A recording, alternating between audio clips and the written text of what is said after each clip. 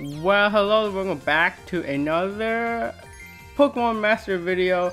Again, we are on our alt account here, and this is going to be week 2, finally week 2 of the alt account. Where have I've gotten this account, and you know how far I have gone along. Honestly, this week is the week I started to struggle a little bit. So I'm starting to hit the starting to do the hard content, and hard I mean Champion Stadium and Battle Villa. Not exactly endgame content yet, because endgame content would be like your Legendary Gauntlet, your full point Champion Stadium, right? So I'm kind of doing like mid-range content, only 2 weeks in by the way, so don't have a lot of units upgraded, and I'm starting to feel it. Later on this video, you will see my first attempt at Champion Stadium. I was able to complete it, which is pretty good, but that being said though, even though I was able to complete it, it was pretty difficult. I used up a lot of resources that I think would have been nice this week, I should say the following week. And I upgraded a lot of units, and I ended up not using a lot of the units I upgraded, because like I upgraded a unit thinking it would be good, because if it was on my main account, yeah, it would be good. But then I'm working with a lot worse of units in this account. For example, I don't even have that many sync grid orbs, to upgrade my sync grid, and a lot of my units don't even have that many copies. So a lot of characters I only have one copy of, and so their sync grid, even if I can upgrade it, which I can't even upgrade that far, a lot of the sync grids I can't even upgrade far, and so I'm missing out on a lot of damage, a lot of, you know, HP and defense even. And then another thing that I noticed that kind of goes along with sync grid is that my move gauge management has just been awful. One thing that I like to consider in any team is, alright, is this team gonna build up enough move gauges so I can consistently attack with what I need to do? Because it's very important not only to attack consistently so that you get you know, maximum damage, but also you want to charge up that sync move countdown. You want to make it so that it goes to 0 so you can do more sync moves. Again, the more sync moves you do, the more damage you do throughout the battle, right? So it's very important to use a lot of moves, which means it's very important to have a lot of move gauge, which sucks because you get a lot of the move gauge from sync grids. You know, sync grids have tiles that says move gauge refresh, which helps with the move gauge. I always love doing those move gauge refresh tiles on my strikers, on my damage dealers, on the move that they do damage. I think that's super important. But then, you know, even besides that, it's just basic support units that I have. Because this is a very new account, you know, options are limited, and because options are limited, again, I always like having a team that has good move gauge recovery. But on an alt account, it is definitely difficult to find a good balance of, oh, I need enough damage, but I also need enough supporting for the damage, but then I also need to maintain the move gauge. So there's a lot to consider. And then, you know, aside from the move gauge that I've been struggling with, lucky skills. I don't have lucky skills. I did start Battle Villa. Battle Villa has been pretty difficult, surprisingly, because my main unit in this account that I have to do damage is my anniversary, or I guess Neo Champion Red. And Neo Champion Red, while he's good in the sense that he always lands crits, so you don't need to upgrade his crit. You want units in Champion Stadium generally that you don't need to buff that much, and they can do a lot of damage. So Red is definitely pretty good in the sense that he doesn't need, you don't need to upgrade his crit, you just need to focus on his special attack perhaps. And then he also freezes, which is super nice. But then, you know, yeah, it can't last forever, right? So it's pretty difficult to do Battle Villa, I've noticed, with having units, with having Anniversary Red as my only damage dealing unit, and no really good support units for Battle Villa, which is fine. You know, you don't need to clear Battle Villa quickly. But I'm mentioning Battle Villa because you do Battle Villa. What do you do when you do Battle Villa? You get lucky skills, or you get cookies, where you can do have lucky skills on your Pokemon. And I just don't have really that many lucky skills. So a lot of my characters that I used this week, you know, I don't think any of them I'm trying to think if any of them had critical strike too. I think my blue, or I'm sorry, my red, my anniversary red has critical strike too, but all the other units I think have just something. I just needed some lucky skill that increases my damage output, whether that be critical strike 1, power flux. But here we go, here we start our champion series. So let's jump into it. This is the first team I have. It's super important I have May, because May is going to remove the sunny day. Remove the sunny day here, which is super important. And so I start off with that. And my damage dealer, it's the 3-star. Yup, I'm using Rourke. Rourke here is super good for a few reasons. One, he has a full synchron. Again, I've mentioned that having a full synchron is super important, and here he has the full synchron, so I'm able to, you know, steadfast 3, 5, 7 as you see there, so I don't take a lot of damage to myself. Also, the sequencing here is super important. If you notice how I'm sequencing this battle probably took, well, I don't want to say this battle took the most resets, but this battle is super important that I maintain my move gauge extremely well, as you see here. I made it so that I can constantly be using moves, and also I'm like saving some moves that give me move gauge. So Unbreakable Bond, Ready for This, they both give me move gauge, so I'm using those carefully. And you see I'm shadow punching with like Dustnor and everything. I'm making sure I'm using a lot of head smashes on the Talonflame here. And actually in this battle, my Dustclops died super early. Usually Dustclops doesn't die that early. It was kind of a bad sequencing, but in the end, this battle still worked out fine. So again, we're just using moves, and I still have like a lot of things to work with. I have my sync move, and I have a few head smashes here. So I use the sync move, and I think I get the sync move cheese. The sync move cheese is when after you use a sync move, you can immediately use a move. Oh, I didn't actually get the sync move cheese. Also right there, it's important that we kill the side Pokemon. The reason why I targeted the side Pokemon was that if the Ninetales and Flareon live at the end of the battle, they will Heat Wave, which kills my Rampardos. And so here I just have incredible incredible sequencing here, able to make sure that I use the move before my opponent can use the move, and I finish the battle. I mean, that was a super good battle. It took me a lot of retries, and again, I just had the perfect sequencing.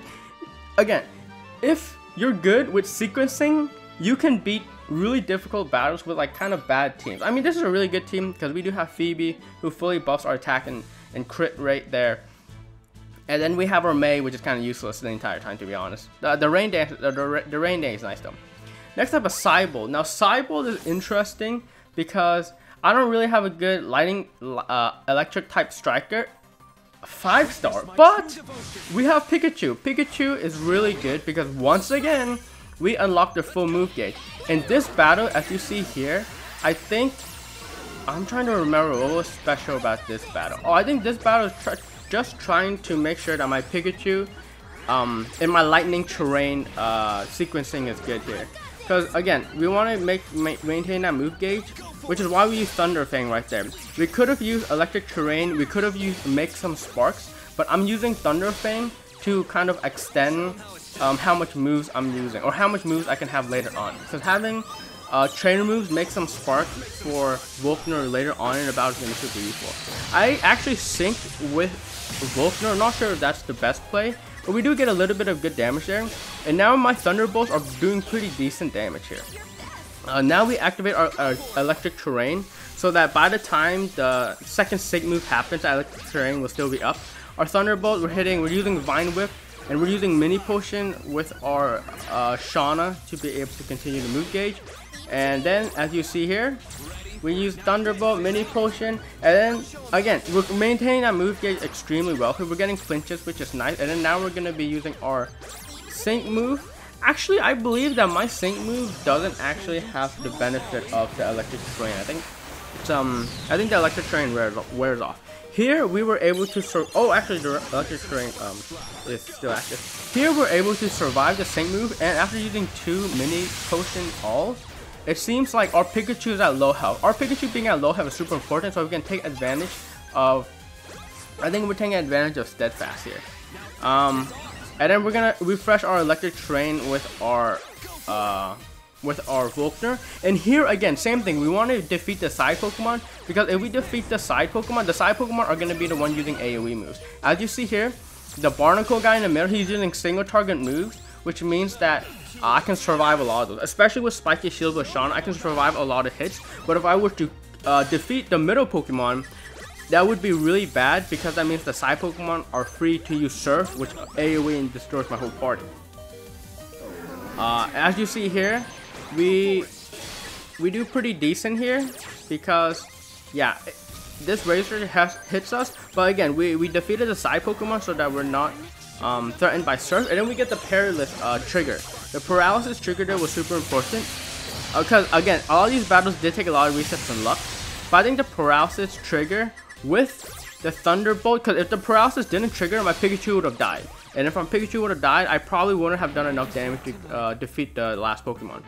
So that was super important that we got the Paralysis trigger at that moment so that our Pikachu lives. And again, that's another super difficult battle, that the sequencing was super important.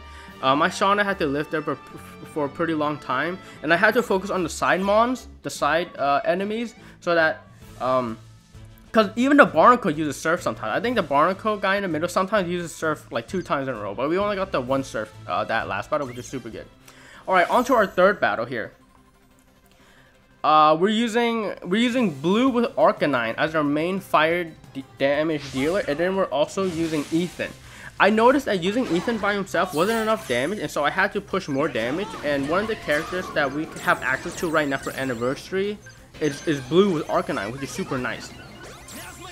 This battle, it's having Skyla is extremely important. The reason why Skyla is extremely important here is because we're raising our speed, which is important because we have Hyper Beam and Eruption for our damage. So we're doing a lot of we're using a lot of moves that cost a lot, and so we need to make sure that our move gauge charges quickly here, and so that's why I have a Shauna.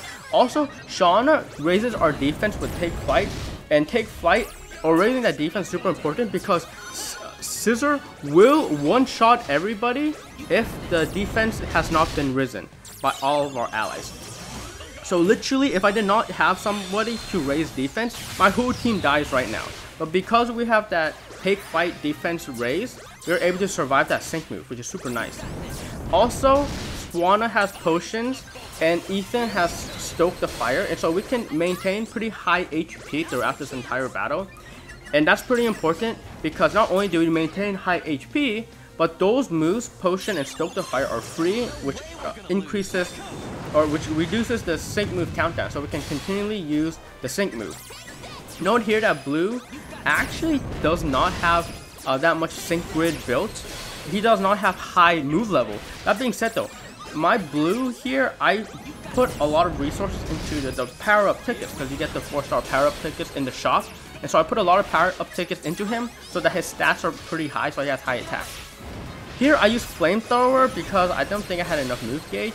But here we're on our 3rd sync move. I mean, we had a parameter which increased the sync move countdown by half, which is why we're able to push in so many sync moves here. But we get 1 sync move here, and that does a lot of damage. And here, it's super important that we defeat the Scyther, because if we don't defeat the Scyther, or the Scissor I should say, we die. So now we're gonna get hit with rock. We're gonna get hit by AoE moves. So it's super important here that our Ethan was able to survive and not get hit here because he does have evasiveness raised by Stoke the Fire, and he can also self-heal himself.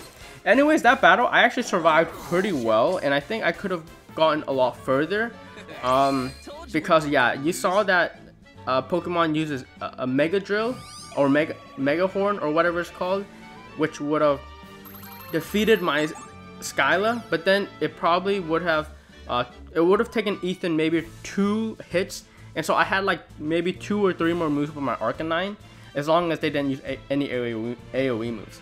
So that battle was went pretty well, and again, having double fire type striker was super important there. Have you noticed the last 2 battles I used 2 fire types on 1 battle, and I used 2 electric types in 1 battle, which means that for Champion Stadium you want to use all 8. You want to go through all 18 types of Pokemon so that you can unlock hard mode. during the second week. Because you unlock hard mode the second week, you've only missed 1 week of hard mode rewards. And so, because I'm using a lot of repeat types, this battle was extremely important to use crap Pokemon so that I can get that medal super easy. I am very confident in my blue in this battle because we have ice weakness and I have probably the best ice type striker in the game. So I was pretty confident that I was able to defeat this battle with just blue, and so I tried to use 2 Pokemon on the side that basically are defensive and can reduce the sync move countdown.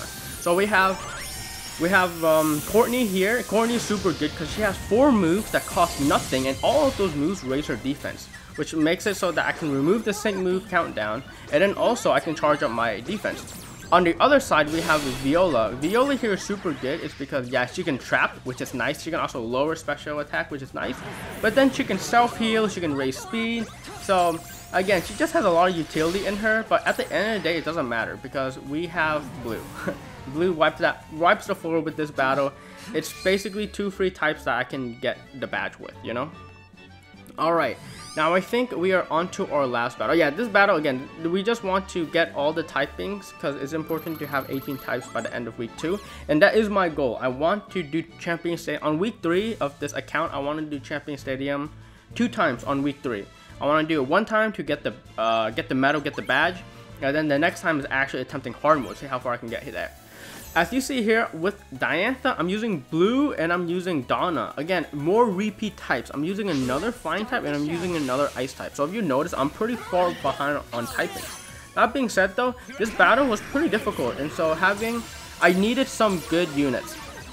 As you see here, I actually use Frost Breath with Donna. I don't even use any of my moves. I don't even use any of the trainer moves because I want to be able to maintain the move gauge economy, you know?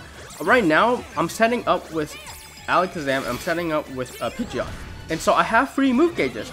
And honestly, all the other move gauges on Donna are kind of useless, or all the other moves on Donna are kind of useless at the moment. So might as well just use the move that costs move gauge. So after fully buffing our stats, after the 6th sense, we have fully buffed our Pidgeot, which is super important because we want to push in as much damage as possible. And keep in mind that Sabrina, I only have her at 1 copy. At 1 copy, she is unable to fully raise crit rate of your allies. She can only raise it by 2 stats. So that means it's super important that with Blue, I needed to use the trainer move that Smell You Later, which raised crit. As you see here, now I'm gonna be using super effectiveness up on Blue to increase the damage of my hurricanes. And as you see here, because this battle in particular, I'm unable to use the sync move cheese. Blaziken always attacks after I sync, and so because of that, I only need to use 1 attack with Sabrina. By using 1 attack with Sabrina, and then always attacking with Blue and Donna, I'm able to use a sync move right here. The perfect timing, perfectly charged. Also, another thing that's important in this battle specifically is that Sabrina, at 1 copy, you're able to have a sync grid in which it refreshes her trainer move that restores HP, 6th sense. So having 6th sense restore PP is super important here because I can tank up with my Pokemon. Also here, it's super important that we get rid of the side Pokemon. The side Pokemons are able to use Heat Wave, which would eliminate my entire party. So I need to focus on them, but don't focus on them too much, because if I focus on them too much and then Hawlucha uses the sync move, then I'm dead. And so here's a good time. You know, I'm using Air Cutter just so I can do damage to everybody. As you see here, this is where it gets super risky. I need to perform a sync move cheese, because if I do not input a move before they sync move, I'm dead. So here I use my sync move. I'm able to defeat, I'm not able to defeat Blaziken, but now I use the Air Cutter to defeat both Blaziken and the Hawlucha, and then I go in with the final Hurricane to defeat the Infernape. Again, using Air Cutter at the towards or before my 2nd sync move was super important, because by using Air Cutter instead of Hurricane potentially could have killed some Pokemon, which maybe the move order on my opponent would have been weird. And so using Air Cutter weakened everybody and also maintain my move gauge economy so that at the end of the battle I can Hurricane right there, which is super important. Alright, so I know that was a lot. I kind of had to go through that quickly. I mean, there's a lot more to talk about with those Champion Stadium battles, but honestly, I mean, there's a lot to talk about, but I mean, I kind of don't want the video too long, and I think I kind of discussed the important parts. So that's kind of like how I was able to handle Champion Stadium. Again, this is week 2, not week 1. So keep in mind that I am technically a week late. That being said, though, I think week 2, that's pretty good. We got 11 out of 18 types, so we need 7 more types next week. But then we can unlock hard mode. So indeed, here are the Pokemons that I use. Again, this is the first Champion Stadium I did on this account. I was able to do week 2. We're missing 7 types, and we'll do them next week. So thank you so much for watching. You're beautiful the way you are, and I'll catch you in week 3.